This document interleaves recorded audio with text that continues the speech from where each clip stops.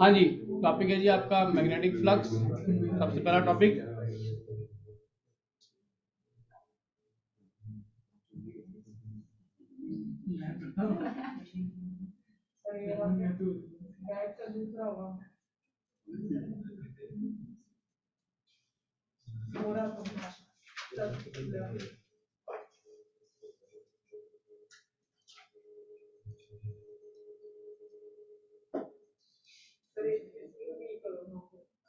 पता नहीं क्यों ये गायब हो गया, यहाँ से कर लेते तो कोई बात नहीं।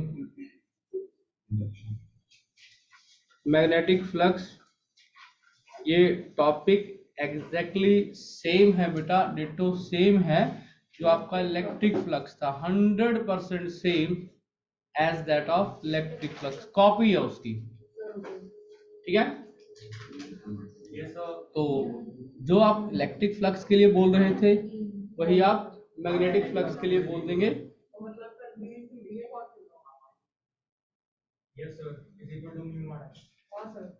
इट इज द, क्या कहते हैं, इट इज द, क्या है बेटा, it is the total number of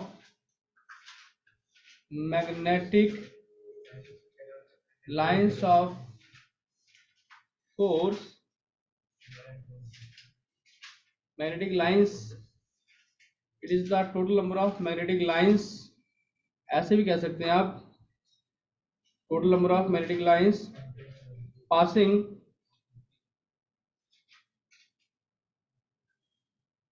in a given area. किसी एरिया में टोटल नंबर ऑफ जो लाइंस पास करती हैं उसको ही क्या कहते हैं हम, मैग्नेटिक फ्लक्स कहते हैं बच्चे। ठीक है जी, तो इसका अगर डायग्राम आप समझना चाहते हैं, हम कुछ यूनिफॉर्म, मान लीजिए कि हम यूनिफॉर्म मैग्नेटिक फील्ड ड्रॉ करते हैं बेटा, देखिएगा ये कुछ लाइनें क्या शो कर रही हैं,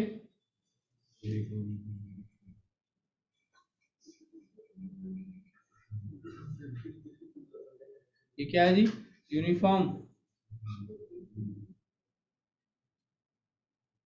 मैग्नेटिक फील्ड बी। इसमें हम कोई एरिया, कोई डिस्क या कोई एरिया इसके अंदर रखते हैं।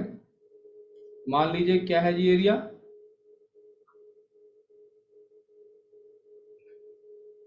ये एरिया है जी, क्लियर, ये एरिया हो गया। हर एरिया का क्या होता है, एरिया वेक्टर, जो एरिया के क्या रहता है हमेशा, परपेंडिकुलर रहता है बेटा। मान लीजिए आपका एरिया वेक्टर है, ये क्या है, एरिया के परपेंडिकुलर बी और ए आपस में जो एंगल बनाते हैं उसको क्या कहते हैं हम, थीटा कहते हैं। तो फाई क्या होता है बेटा, बी डॉट ए या बी ए कॉस थीटा। ठीक है जी, अब फ्लक्स की वैल्यू पॉजिटिव, नेगेटिव या जीरो कुछ भी हो सकती है बेटा, है ना। कैसे, अगर थीटा जीरो है तो फाई क्या होगा, फाई मैक्स होगा, फाई मैक्स होगा। ठीक है, लेट हो गए बच्चे, फाई मैक्स होगा। और अगर थीटा 90 है, फाई क्या होगा, कॉस 90, जीरो जीरो होगा। फाई मैक्स कितना आएगा, पी इंटू ए, फाई जीरो। ठीक है जी, और अगर थीटा कितना है, 180 है, सब जानते हैं cos 180 क्या होता है, तो फाई क्या आएगा, माइनस बी ए, फाई क्या जी, माइनस बी ए, क्लियर, फाई क्या जी, माइनस बी ए। तो फ्लक्स की वैल्यू पॉजिटिव नेगेटिव है 0, कुछ भी हो सकती है, ठीक है।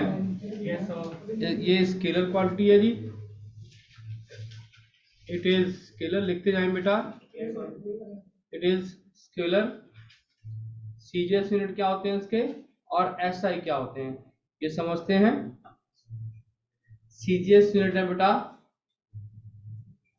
सीजीएस यूनिट मैक्सवेल या ऑरेस्टेड, मैक्सवेल ऑरेस्टेड सही बता रहा हूँ आपको। ऑरेस्टेड तो मैग्नेटिक फील्ड के रहते हैं ना, है ना, तो मैक्सवेल ही रहेगा ना। नहीं, मैक्सवेल या ऑरेस्टेड, मैक्सवेल तो पक्का है,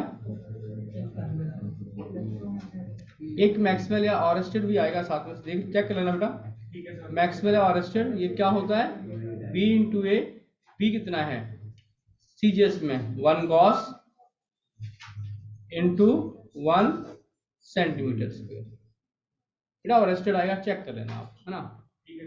1 मैक्सवेल या ऑरेस्टेड, ठीक है जी।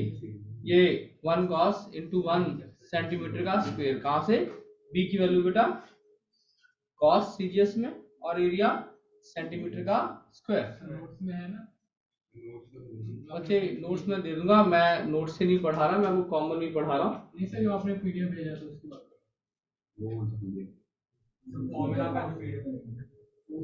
हाँ वो मिलेंगे आपको, वो जीरोक्स गए हुए हैं, ठीक है। आगे है नेक्स्ट बच्चों एसआई, क्या होगा जी,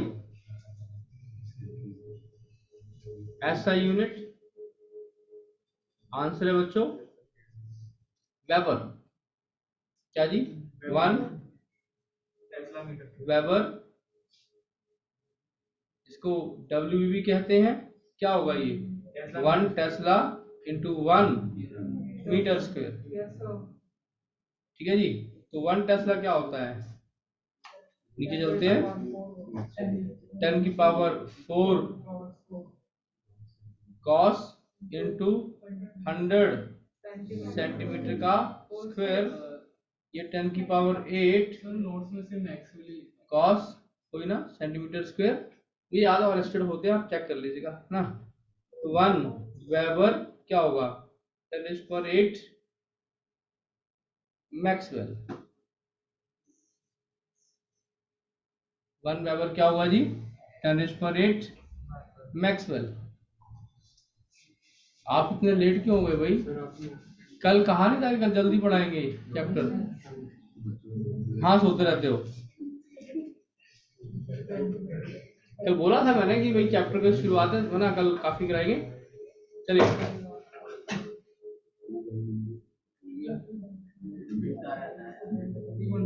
प्लीज ध्यान दे बेटा,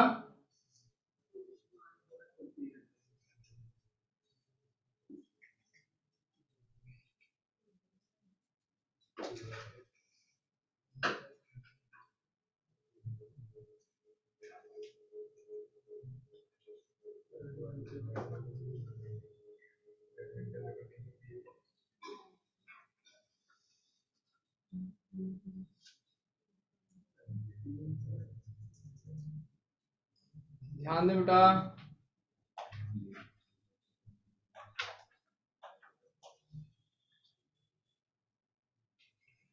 तो कंसेप्ट है जी आगे, एक वेबर क्या हो गया 10⁸ मैक्सवेल।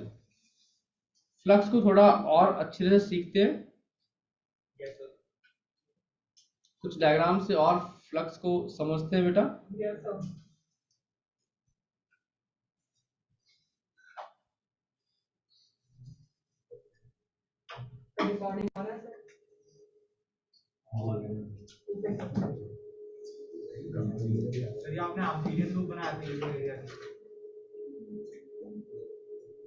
देखिए फ्लक्स को और समझते हैं आप,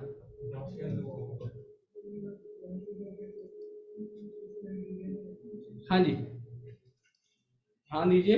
If we consider a surface area delta S held, यहाँ पर हम इस डायग्राम में देखते हैं कि आप देखिए छोटा सा एरिया है ये डेल्टा एस, ये लाल लाइन क्या है, ये एरिया वेक्टर है, और ये क्या है, तो थीटा क्या है यहाँ पर 0, और फाई क्या होगा मैक्स 5 प्लस। थोड़ा आगे जाते हैं, देखिए अब नेक्स्ट डायग्राम देखेंगे।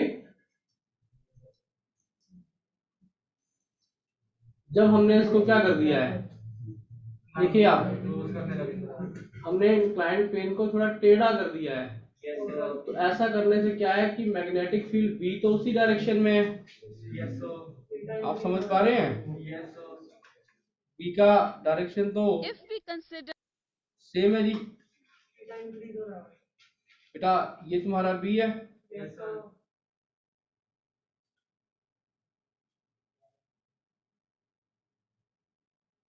ये आपका बी है बेटे, ये क्या है एरिया वेक्टर है, एंगल बढ़ता जा रहा है, जैसे एंगल बढ़ता जा रहा है आपका फ्लक्स क्या हो रहा है, कम होता जाएगा।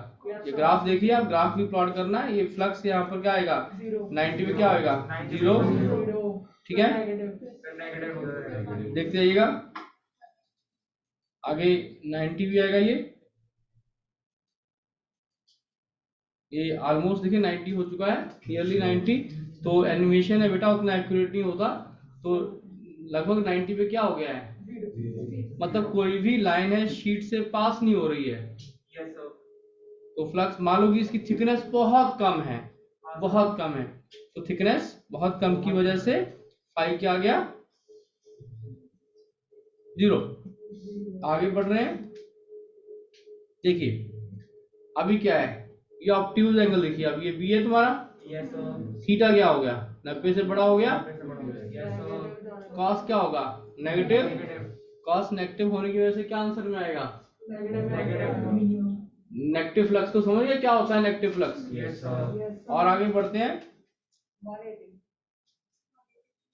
समझ में आया बेटा, 180 में फाई क्या हो जाएगा मिनिमम। तो ये आप ग्राफ प्लॉट कर ले, फाई का फ्लक्स का ग्राफ क्या बनता है विद द एंगल, स्केच करें फ्लक्स का graph with the angle variation.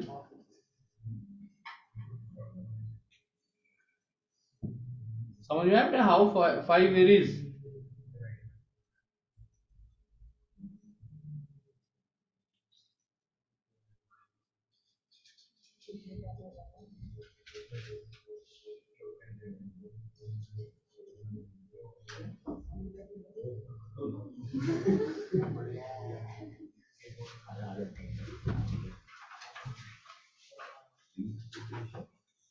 आपका एक टॉपिक रह गया, रिकॉर्डिंग बात कर लेना। चले आगे बेटा, ग्राफ प्लॉट कर लिया भाई। तो आप सभी बच्चों को ये एरिया वेक्टर क्या है, एंगल क्या है, बस एक इतनी सी बात समझ में आई तुम्हें।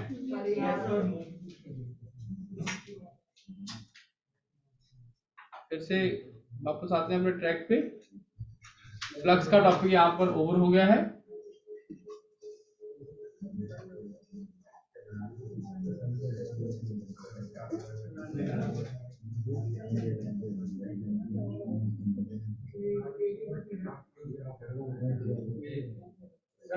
पूरा लिखना पड़ेगा। हाँ जी, नेक्स्ट है जी, नेक्स्ट टॉपिक है जी, ध्यान दें। For any close surface, for any closed surface, कोई भी क्लोज सरफेस होगा बेटा, इसके अंदर फाई की वैल्यू क्या होगी 0 होगी। और एनी क्लोज सरफेस फाई क्या होगा 0, क्योंकि मोनोपोल एग्जिस्ट ही नहीं करते, मतलब मोनोपोल डज नॉट एग्जिस्ट, और this is called Gauss line magnetism. This is what, this is Gauss law in magnetism. This is called Gauss law in magnetism. तो flux किन किन पॉइंट्स पे डिपेंड करता है। आपको क्या लगता है फ्लक्स किस पे डिपेंड करता है? थीटा पे और मैग्नेटिक फील्ड एरिया पे। थीटा क्या है बच्चों? Angle between area vector and magnetic field. याद रखना, angle between area vector and magnetic field. ये कॉपी था बेटा इलेक्ट्रिक फ्लक्स का। आगे चल रहे हैं जी। नेक्स्ट इंपॉर्टेंट टॉपिक, इंपॉर्टेंट क्या कहूँ, वेरी वेरी इंपॉर्टेंट टॉपिक, ठीक है जी, हर पेपर में आने वाला question. Faraday's law of electromagnetic induction. Faraday's law of EMI, Faraday's law of, laws कह सकते हैं, दो हैं इसलिए लॉज ऑफ इलेक्ट्रोमैग्नेटिक इंडक्शन। पहला लॉ है जी,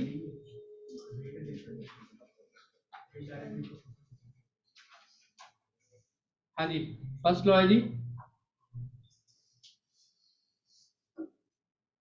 जब भी किसी सर्किट में आपका फ्लक्स चेंज होगा, किसी सर्किट में आपका फ्लक्स चेंज होगा तो उस सर्किट के अंदर वोल्टेज पैदा होगी। वोल्टेज पैदा होगी क्योंकि वो वोल्टेज अपने आप पैदा हुई है, इसलिए वर्ड हम इंड्यूस यूज करते हैं इस चैप्टर में, इंड्यूस। देखो जी, लाइट कैसे बनती है, लाइट कैसे बनाते हैं यार? जब भी किसी स्पेस में मैग्नेटिक फ्लक्स चेंज होता है अपने आप वोल्टेज पैदा होती है, दिस इज बाय नेचर। और इसको ही यूज करके हम थर्मल पावर प्लांट के अंदर ये इलेक्ट्रिसिटी प्रोडक्शन कर रहे हैं। थर्मल में या आपका जनरेटर जो घर में होता है जिसमें डीजल या पेट्रोल पड़ता है, वो कैसे लाइट बनाता है? आंसर है वो फ्लक्स को चेंज करवाता है, ठीक है। तो ये सबसे पहले फैराडे ने ऑब्जर्व किया, whenever there is change in magnetic flux, whenever there is change in magnetic flux linked with a circuit,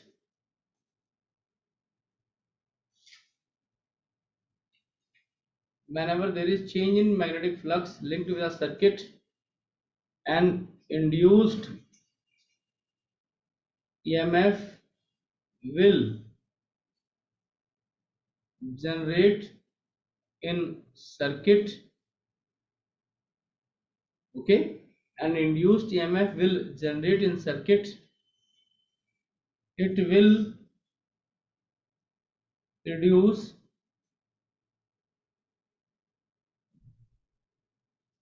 only if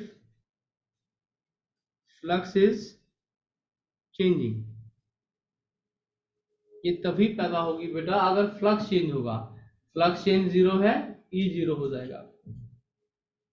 जब तक फ्लक्स चेंज होता रहेगा वोल्टेज मिलती रहेगी, फ्लक्स चेंज होना बंद, वोल्टेज जीरो, ठीक है जी। दूसरा है जी, फिर वोल्टेज कितनी पैदा होगी ये किस बात पे डिपेंड करता है? कितनी फास्ट आप फ्लक्स को चेंज कर रहे हैं, ठीक है जी। Rate of production of EMF depends upon, rate of production of EMF depends upon, नहीं रेट मत लिखो, मतलब production of EMF, production of EMF depends upon the rate at which flux is changing. EMF का production किस बात पे depend करेगा? भाई किस रेट से आपका फ्लक्स चेंज हो रहा है, E directly proportional to minus D phi upon dt। D phi है जी small change in flux, dt क्या है? Small time. नेगेटिव साइन क्या है? ये लेंज लॉ है, बताएंगे क्या होगा। ठीक है जी। तो जितनी फास्ट आप फ्लक्स चेंज करेंगे उतना वोल्टेज है वो ज्यादा मिलेगा। ठीक है जी, क्लियर।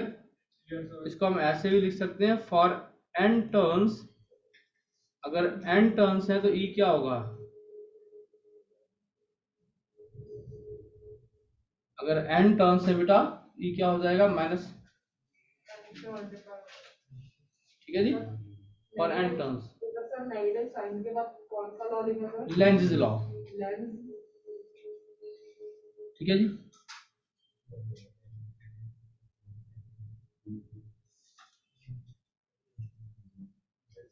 ठीक है, तो अगर आप ध्यान दें बच्चे, थोड़ा ध्यान दें, E क्या है, वोल्टेज है, तो 1 वोल्ट क्या होगा, ये क्या होगा, 1 वेबर अपॉन 1 सेकेंड। वेबर क्या है, फ्लक्स, टाइम क्या है, सेकेंड। तो ईएमएफ के यूनिट वोल्टेज भी होते हैं बच्चों। Okay, okay sir. Next topic है जी, लेंज लॉ क्या होता है। आपको समझ में तो आया, एक बार फिर से पढ़ देता हूं कि जब भी किसी सर्किट में फ्लक्स चेंज होगा तो वोल्टेज पैदा होगी। वोल्टेज कब तक पैदा होगी, जब तक फ्लक्स चेंज होगा। अगला है कि ई का आंसर क्या है, what is E, it is directly proportional to EMF. किस पे डिपेंड कर रही है, rate of production of EMF, sorry rate of production of rate at which flux is changing. जितना फास्ट फ्लक्स चेंज होगा उतनी वोल्टेज ज्यादा रहेगी। क्लियर, आगे चलो बच्चे, आगे चलो। लेंज लॉ क्या है,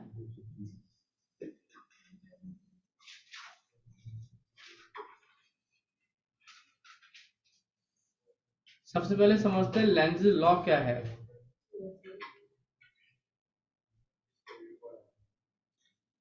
direction of induced EMF is always opposite to cause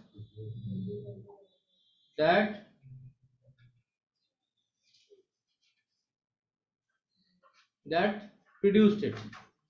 Direction of induced EMF is always opposite to cause that produced it. जो induced EMF का डायरेक्शन है हमेशा उस कॉज से उल्टा होगा जिसने उसको पैदा किया। ठीक है जी, जिसने उसको पैदा किया उसको ही वो अपोज करेगा, है ना। तो थोड़ा आगे समझ में आएगा। पर्पज क्या है इसका, इट टेल्स डायरेक्शन ऑफ ई। ये क्या करता है जी, ई का डायरेक्शन बताता है। दूसरा, ये law of conservation of energy follow करता है। फॉलो, बोलो मत बेटा लास्ट में, लॉ ऑफ पूछ लो प्रॉब्लम है तो। सर इट के बाद क्या लिखा है, टेल्स। ये टेल्स, पर्पज क्या है लेंज लॉ का, एम क्या है, क्या जॉब है, जॉब ऑफ लेंज लॉ क्या है, इसका काम है जी डायरेक्शन बताना, किसकी, इंड्यूस्ड ईएमएफ की। Follow law of conservation of energy, follow law of conservation of energy. तीसरा बच्चे, mechanical energy,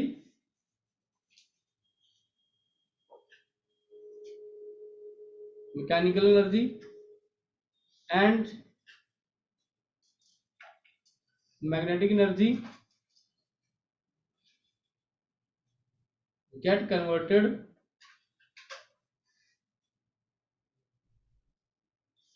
converted into electrical energy।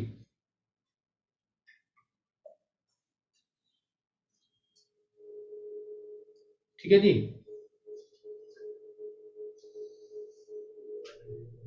and this phenomena this phenomena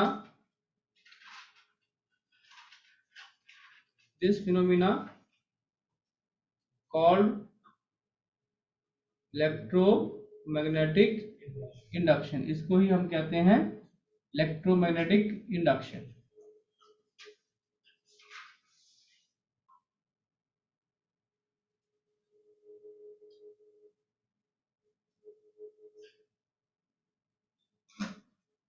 ठीक है जी, क्लियर? Yes, sir.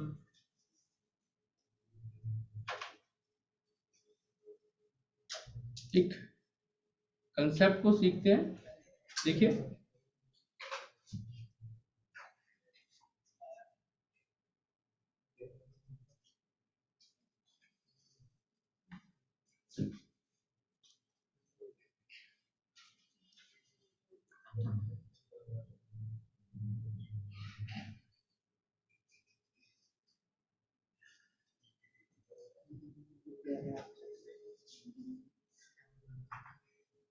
बात क्यों कर रहे हो भाई?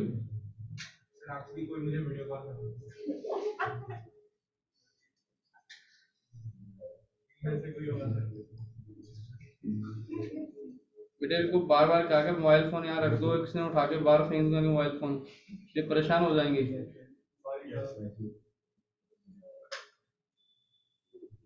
फिर तब ये नहीं बोलेंगे हमारा कसूर है जी, सर ने तो बहुत बार कहा था क्लास में मोबाइल नहीं यूज करना है।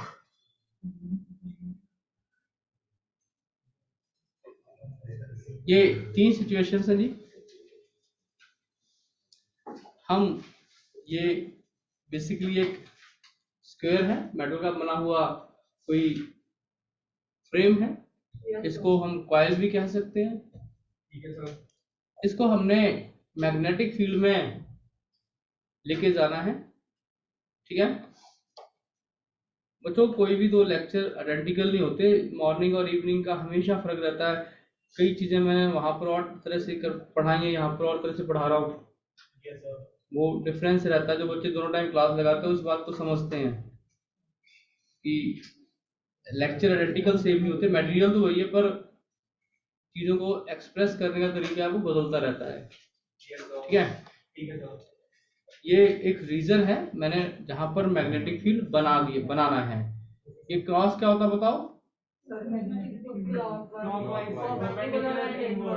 बी है जी बच्चों, ये है ना?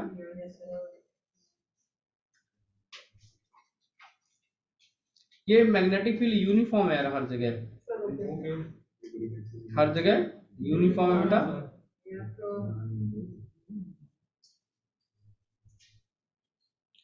Okay, Yes, sir. पहला केस है जी, जब मैं इस स्फीयर को मैग्नेटिक फील्ड के अंदर लेके जा रहा हूं, और दूसरा केस है जी जब मैं स्क्वायर को बाहर जा रहा है। Square is entering into field, square is entering into field. अगला क्या है जी? Square is leaving field, square is leaving field. Okay, Yes, sir. तो बच्चों कहानी क्या है? कहानी ये कि जब ये इसके अंदर आएगा, एंट्री मारेगा, आपको इतना आंसर देना है कि स्क्वायर में मैग्नेटिक फील्ड बढ़ेगा या कम होगा, बढ़ता जाएगा या कम होता जाएगा। जब ये स्क्वायर अंदर एंट्री मार रहा था तो इसके अंदर फील्ड बढ़ता जाएगा या कम होता जाएगा? बढ़ेगा, फील्ड बढ़ेगा यानी फ्लक्स बढ़ेगा। सिंपल शब्दों में क्रॉस बढ़ते जाएंगे। जब क्रॉस बढ़ेंगे, पहले समझ लीजिए मुझे अच्छी तरह से, फिर लिखना शुरू करें। जब क्रॉस बढ़ने शुरू हो जाएंगे मतलब फाई बढ़ना शुरू होगा। जब फाई बढ़ना शुरू होगा बेटा, फ्लक्स चेंज हो रहा है, तो क्या पैदा होगी? वोल्टेज पैदा होगी। वोल्टेज पैदा होगी तो वो एक करंट भी पैदा करेगी, क्योंकि हमने पढ़ा है I क्या होता है, E अपॉन R। R इस फ्रेम का रेजिस्टेंस, सब जानते हैं R क्या है, इस फ्रेम का रेजिस्टेंस। तो जब देखो जी गेम क्या है, जैसे ही स्क्वायर अंदर की तरफ बढ़ा, मैग्नेटिक फील्ड बढ़ा, फाई चेंज हुआ, फैराडे का लॉ आ गया, वोल्टेज पैदा हो गई, वोल्टेज अपने आप करंट को जनरेट करेगी। अब अपोजिशन क्या है, ये सिस्टम इसके अंदर क्रॉस बढ़ते जा रहे हैं। सिस्टम की अप्रोच क्या है, कुछ ऐसा हो कि क्रॉस ना बढ़े। एक वेक्टर को मुझे कैंसिल करना है तो मुझे उसके अपोजिट वेक्टर लगाना पड़ेगा। Yes, sir. तो सिस्टम को अपने डॉट पैदा करने पड़ेंगे, Yes, sir. ताकि वो बढ़ते हुए क्रॉस को क्या करे, खत्म करे। और डॉट कब पैदा होगा, जब करंट की डायरेक्शन क्या हो, एंटी क्लॉकवाइज। डॉट कब पैदा होते हैं, तो सबसे पहले ये क्वेश्चन आता है पेपर में, सबसे फेमस क्वेश्चन है ये कि आप करंट की डायरेक्शन बताइए क्या होगी लूप के अंदर। हर बार सीबीएसई का पेट क्वेश्चन है ये, लूप बनाया होगा और आपसे पूछा होगा कि करंट की डायरेक्शन बताइए। तो समझ में आया लेंज लॉ क्या है, अपोजिशन क्या है, कि अगर क्रॉस बढ़ेंगे तो ये क्रॉस बढ़ने से रोकेगा, अगर क्रॉस कम होंगे ज्यादा करने की। तो ये क्रॉस अपने पैदा करना शुरू करेगा। तो बताइए लास्ट लूप में करंट का डायरेक्शन क्या होगा, क्यों, क्रॉस कम हो रहे हैं तो ये क्या करेगा, it will generate it's oven cross. तो करंट क्या होगा, किसी बच्चे ने रटना नहीं है, समझ में आया आपको। Yes, sir. तो सेंटर वाले पार्ट में बताइए करंट का डायरेक्शन क्या होगा, क्यों नहीं होगा जी,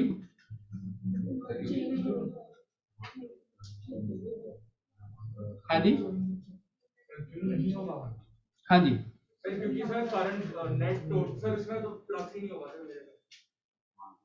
सर करंट नहीं जनरेट, इसमें I 0 होगा, बिकॉज लाइनें जितनी पहले हैं उतनी ही बाद में है, फील्ड यूनिफॉर्म है, लाइनें चेंज नहीं हो रही हैं, फ्लक्स चेंज नहीं हो रहा है, तो E 0 है तो I क्या होगा। अगला क्वेश्चन आपसे, अभी ऑरल क्वेश्चन है यहाँ। अगर ये दोनों लूप ये बाहर जा रहा था, अगर ये बाहर नहीं जाता, मैं अंदर की तरफ करता इसको, ऑरल क्वेश्चन है, अगर मैं इसको अंदर की तरफ लेके आता तो यहाँ पर क्या करंट का डायरेक्शन होता, क्यों,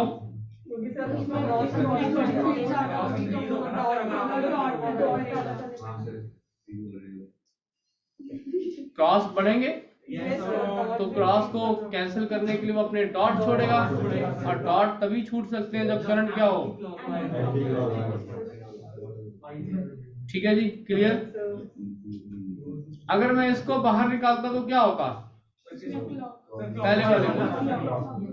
मुझे लगता है आपको कंसेप्ट समझ में आ गया। अगर किसी बच्चे का कोई पर्सनल क्वेश्चन है तो प्लीज बोले, किसी को कोई डाउट है तो बोले, वो क्रॉस डॉट कैप बनेंगे, थोड़ा सा दिमाग लगाएंगे तुरंत आंसर आ जाएगा, किसी ने रटना नहीं है।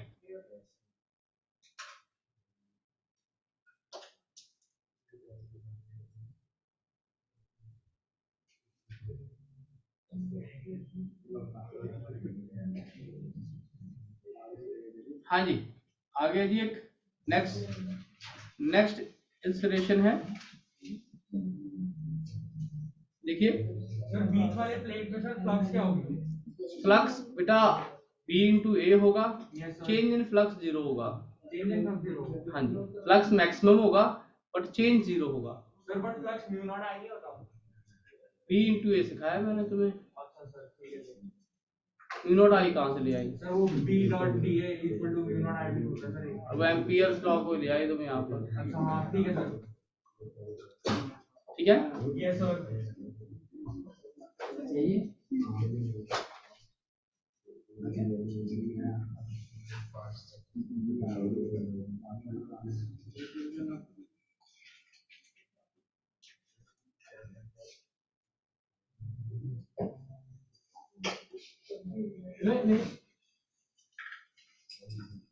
पे पिटाई हो जाएगी फ्री फंड में शरारतें करोगे तो आप। ये दो कॉइल है जी, ये दो कॉइल्स हैं जी।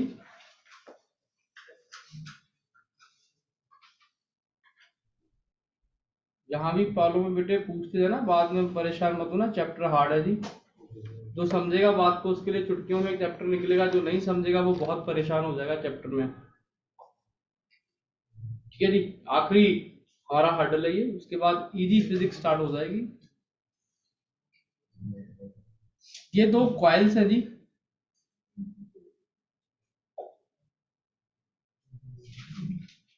ये दो कॉइल्स है। तो क्वेश्चन ये है कि अगर हम दोनों को पास पास में लेकर आते हैं तो उससे क्या होगा?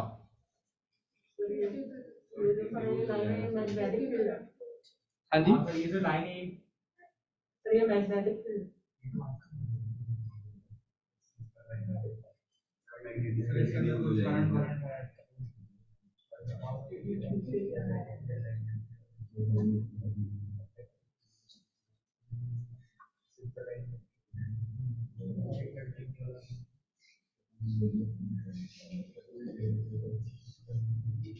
अगर हम दोनों को पास में लेकर आते हैं Yes, sir.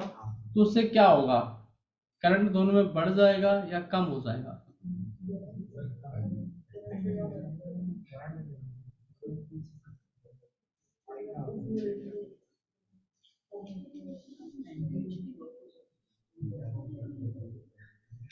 चलो अभी इतना नहीं, थोड़ा हल्का समझते हैं। मान लीजिए ये दो कॉइल्स है, मान लीजिए दो कॉइल्स हैं, एक कॉइल को एक दूसरे के पास में लेके जाते हैं। मान लीजिए कॉइल नंबर 2 है, ये कॉइल नंबर 1 है। ओके, इसको यहाँ पर कोई करंट का डायरेक्शन मान लीजिए कि let the current is flowing in clockwise, है ना। ये डिपेंड करता है कहाँ से देख रहे हैं बेटे। अगर मैं यहाँ से वॉच कर रहा हूँ, मेरा ये ऑब्जर्वेशन पॉइंट है, तो मान लीजिए करंट क्लॉकवाइज है, तो क्लॉकवाइज होगा तो इसका मैग्नेटिक फील्ड होगा अपना। कैसे होगा जी? इनवर्ड, इनवर्ड कुछ ऐसे, इस कॉइल को इसके पास में लेके जा रहे हैं। अगर करंट क्लॉकवाइज है, तुम यहां से देख रहे हो, उसको क्लॉक नजर आ रहा, तो ये पोल क्या होगा? साउथ, और ये क्या होगा इधर वाला? नॉर्थ। ये कॉइल तुम पास में लेके जा रहे हो, कॉइल पास में लेके जा रहे हो, तो इसमें बताओ कि करंट का सेंस क्या होगा? जब ये इसके पास में first coil is approaching to second coil, तो पास में जाएगा तो क्या करेगा? ये सेम पोल बनाएगा। पास में जाएंगे तो रिपल्शन, दूर तो अट्रैक्शन। तो जैसे ये पास में इसके जाएगा तो ये क्या करेगा? इसको रोकेगा पास में आने से। कैसे रोकेगा? इसका ये साइड क्या पैदा करेगा? साउथ, और ये क्या पैदा करेगा? नॉर्थ। तो करंट का डायरेक्शन क्या होगा? इसको क्या दिखाई देगा? इसको क्या दिखाई देगा? साउथ है बेटा, क्लॉक, क्लॉक। ये बंदा यही देख रहा है ना भाई, आपको ऑब्जर्वेशन पॉइंट देखिए, आप ये बंदा देख रहा है, जिसको ये साउथ पोल नजर आ रहा है, करंट क्या होगा इसमें? जब लिख लीजिए अगर आप कि सेम पास पास में जाते हैं तो सेम पोल बनते हैं, दूर जाते हैं तो अपोजिट पोल बनते हैं। लिख लीजिए आप हिंदी में, पास पास, जब दो ऑब्जेक्ट पास पास जाएंगे तो सेम पोल बनेंगे, दूर दूर जाएंगे तो अपोजिट पोल बनेंगे। सर ये पास आने से रोकेगा क्यों? हाँ सर, पास आने से रोकेगा सर। लेंज लॉ अपोज करता है।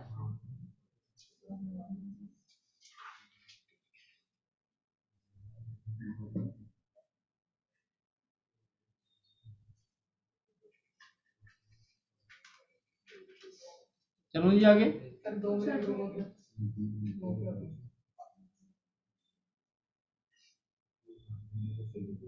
पहला क्वेश्चन है जी एनसीईआरटी का, वो आपको घर से खुद से ट्राई करना है। पहला आंसर क्वेश्चन है एनसीईआरटी का। फर्स्ट क्वेश्चन दिखा देते हैं जी आपको।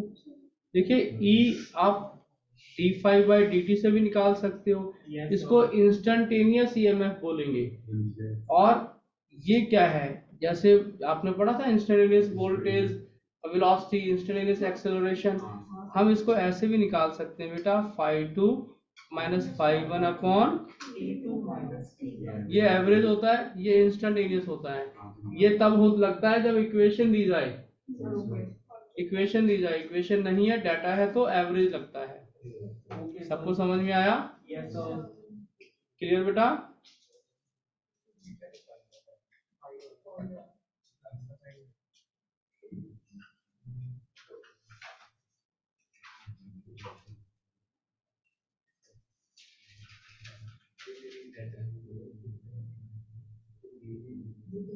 आगे चलो।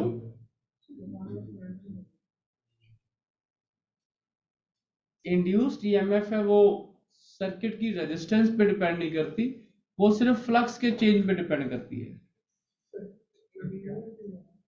इंड्यूस्ड ईएमएफ है वो सर्किट की रेजिस्टेंस पे डिपेंड नहीं करती। सर आपने is equal to R by R. हाँ sir, E minus D five by D T, तभी तो लिखवा रहा हूं। लिखिए induced EMF is independent of, लिखिए इंड्यूस्ड ईएमएफ इज इंडिपेंडेंट किसके, of, independent of resistance of circuit, but current है वो आर पे डिपेंड करेगा, ये अपॉन आर होता है ना, इसलिए।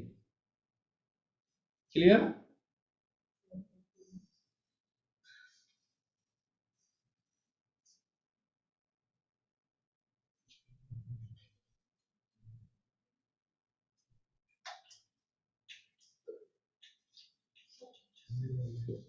ठीक है जी।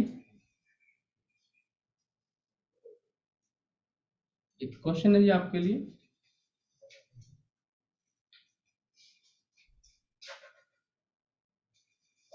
क्वेश्चन एक कर रहे हैं जी।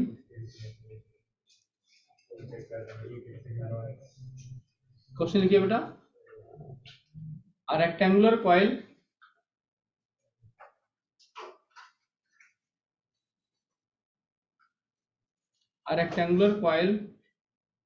of size 10 centimeter into 20 centimeter has 60 turns.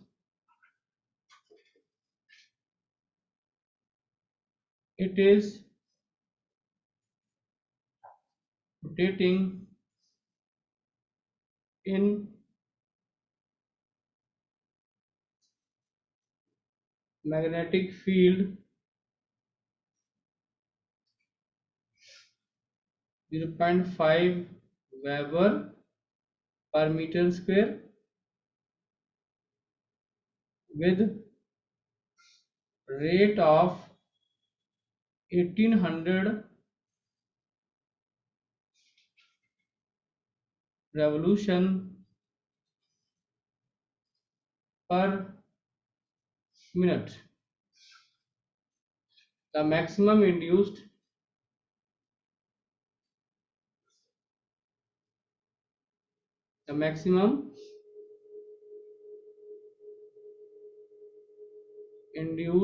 EMF across the ends of coil is option A 111, B, C, D।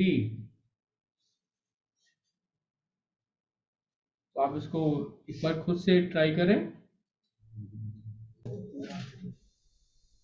ध्यान दीजिए बेटा, टाइम की जरूरत नहीं पड़ेगी। आंसर है जी, आपने पढ़ा है ई क्या था, minus D five upon D T, ठीक है। एन क्या है, नंबर ऑफ टर्न्स है, minus N D upon D T, what is five, V A cos omega T, बेटा ओमेगा थीटा अपॉन टी होता है, तो what is theta? Omega T. Theta क्या बन जाएगा? बन गया ओमेगा टी। अब इसका डेरिवेटिव ले लेंगे, ई क्या हो गया? Minus N B A, constant बाहर, कॉस का क्या होता है? Minus sine, minus minus plus sine omega T, और एंगल का हम अलग से डेरिवेटिव करते हैं। टाइम का 1 हो जाएगा, तो क्या आ जाएगा?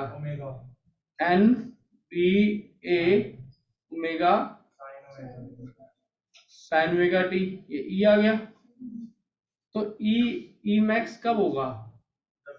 ई will be E max if sin omega T is 1। तो क्या होगा? ई नॉट क्या आएगा? N B A into omega N. अब तो कर लो, बढ़िया लेवल का क्वेश्चन था जी। एन क्या है जी? बोलो। 60, बी कितना है? 0.5, एरिया कितना है? Length into breadth, 10 into 20, 200 into 10 की -4। ओमेगा कितना है? 1800 रेवोल्यूशन पर मिनट। ये क्या दिया है? इसको क्या किसमें चेंज करेंगे? आरपीएस में चेंज करेंगे। किससे डिवाइड करेंगे? 60 से डिवाइड करेंगे। याद लिख लो भाई हमेशा, रेवोल्यूशन पर minute is not a SI system. तो क्या करेंगे इसको? हमेशा ऑलवेज हर क्वेश्चन के अंदर इसको 60 से डिवाइड करेंगे। ये क्या बन गया? आरपीएस बन गया। कितना आ गया? 30 आरपीएस। तो 2 पाई इंटू फ्रीक्वेंसी कितनी है? 30। रोटेशन पर मिनट का क्या करना आपको क्लियर है? बोलो बोलो। रोटेशन पर मिनट का क्या करना है बेटा? क्लियर है? बताओ, एक बार रिपीट करो, क्या करना है? आरपीएस बनाना है। कैसे बनाओगे? 2 पाई ओमेगा, ओमेगा क्या होता है? 2 पाई इंटू फ्रीक्वेंसी। बच्चों ओमेगा क्या होता है? ओमेगा होता है 2 पाई इंटू फ्रीक्वेंसी। तो उसको सॉल्व किया है जी, क्या आएगा आंसर?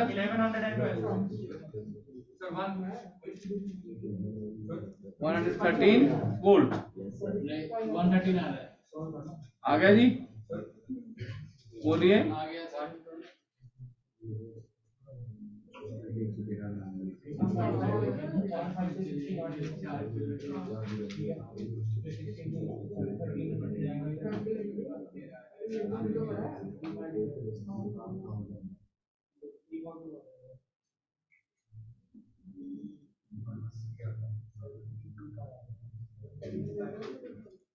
आगे चलो बेटा।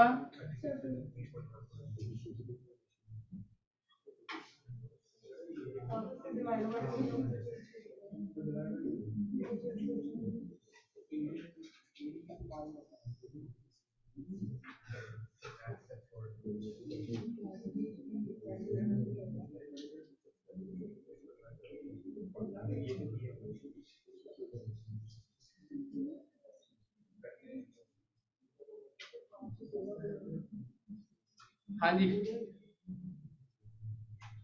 आगे चले जी।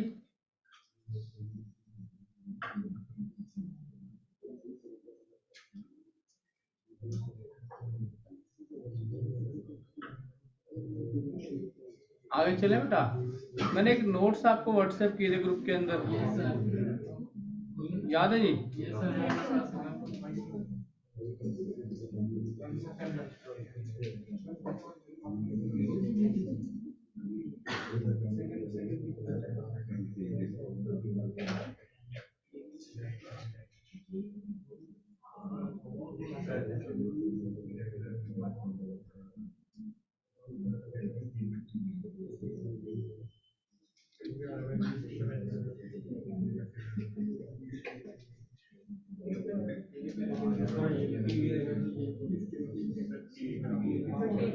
खराब हो रहा है सर एचडी हमारे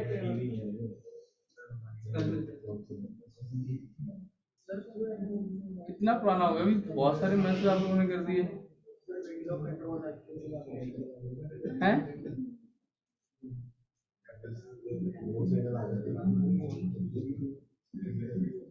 देखते हैं क्यों लूज सिग्नल आ गया। एचडी हमारे कोड ये क्या हो रहा है?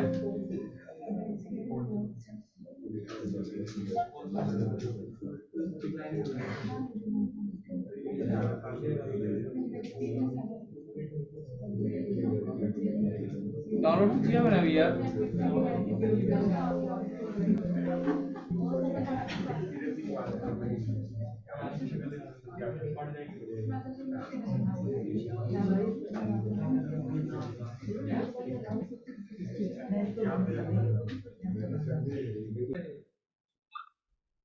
प्रैक्टिस, ये आपको जो बुकलेट अभी मल्टीपल बुकलेट आपको मिलने वाली है। पेज नंबर क्या है? ये कॉइल है जी।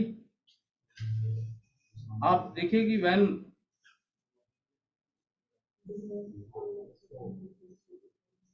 ये NS जो मैग्नेट है ये जा रहा है बेटे किसकी तरफ? Towards the coil.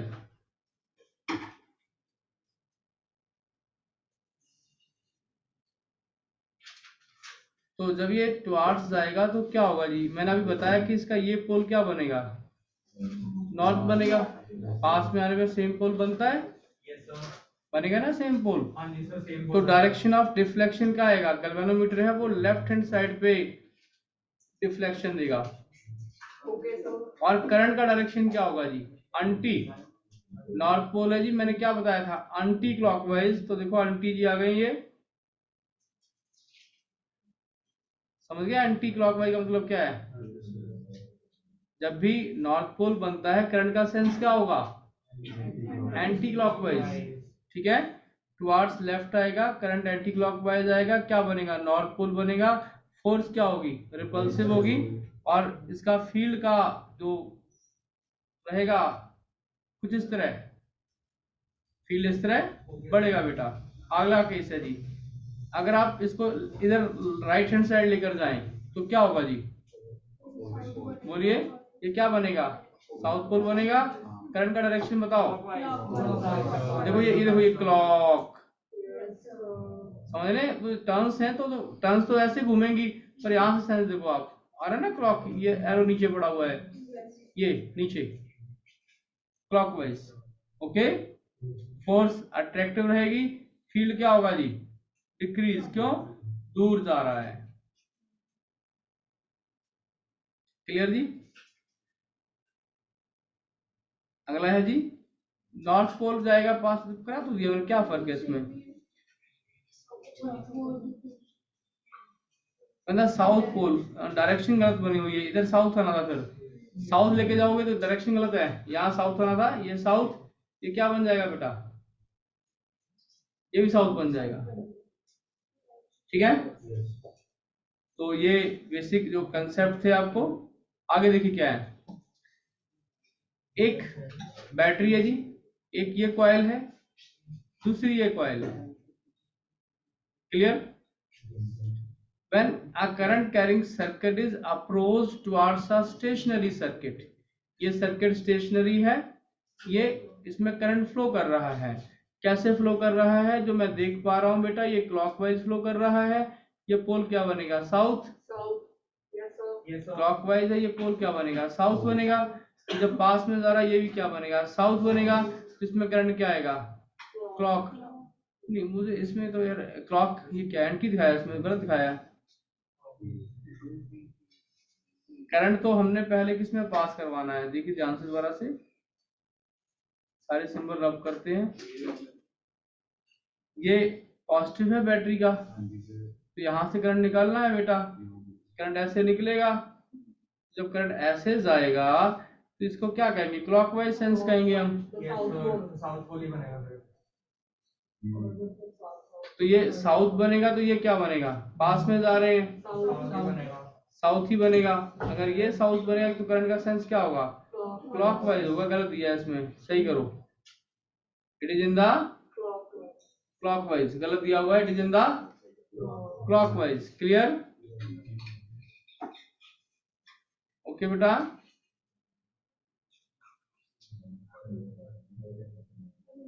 भाई समझ में आया कि नहीं आया?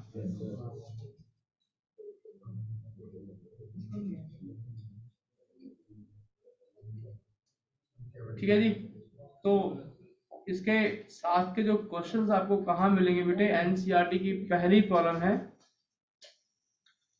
इसको क्लोज करते हैं, एनसीईआरटी की प्रॉब्लम को सॉल्व करते हैं।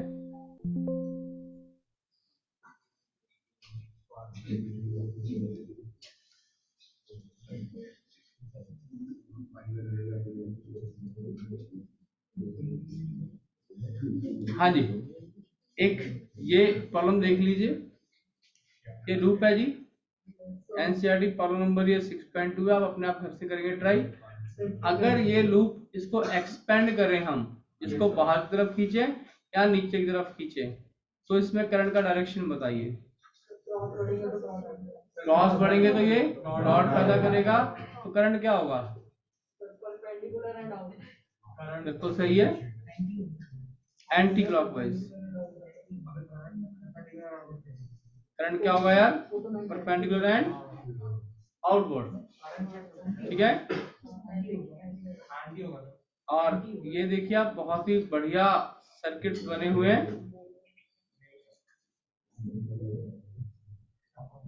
देखिए। और ये एनसीईआरटी की यार पहली, यार देखना पड़ेगा क्यों शुरू हो जाता है ये।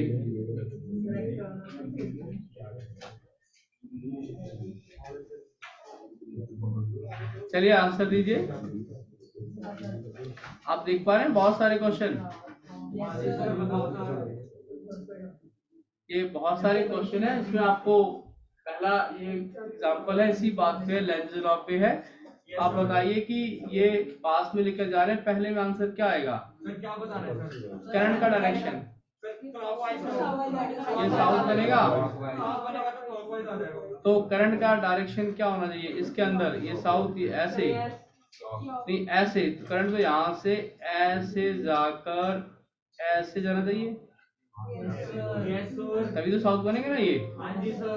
तो इस तरह आपको अपने आंसर हैं वो मैच करने हैं। अगर कोई प्रॉब्लम आती है तो मैं कल डिस्कस करूंगा बेटे। 6.2 है ये, 6.1 एंड 6.2 घर से करके आनी है बेटा। होमवर्क लिख लीजिए प्लीज।